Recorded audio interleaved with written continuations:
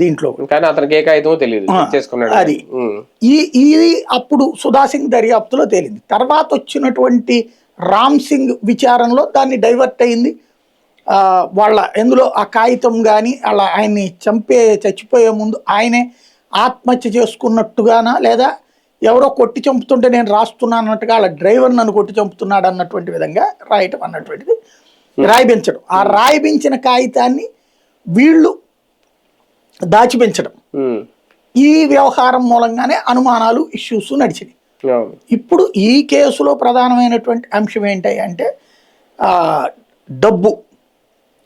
ఒకవేళ అవినాష్ రెడ్డి ఇచ్చిన డబ్బుల ద్వారా వీళ్ళు మర్డర్ చేసిన వీళ్ళు అభియోగం ఏంటి, అవినాష్ రెడ్డి భాస్కర్ రెడ్డి డబ్బులు ఇచ్చారు వీళ్ళకి, ఈ దస్తగిరి తర్వాత మాట మార్చింది ఏంటి, నాకు శివశంకర్ రెడ్డి చెప్పాడు, ఇదే గంగిరెడ్డి చెప్పాడు, గంగిరెడ్డికి శివశంకర్ రెడ్డితో పరిచయం ఉంది, శివశంకర్ రెడ్డికి అవినాష్ వాళ్ళతో పరిచయం ఉంది, భాస్కర్ రెడ్డి వాళ్ళతో పరిచయం ఉంది, నేను అనుమానిస్తున్నాను అని మొదట్లో, తర్వాత నేను కన్ఫర్మ్ చేసుకున్నాను వాళ్ళే చెప్పారు, వాళ్ళు చెప్తేనే వాళ్ళ దగ్గర డబ్బులు తీసుకునే ₹1 కోటి ఇస్తానన్నారని ఇదంతా సుపారీ అన్నటువంటి తర్వాత రామ్ సింగ్ విచారణ సందర్భంగా ఇతను చెప్పాడని రాసినటువంటి అంశం అది.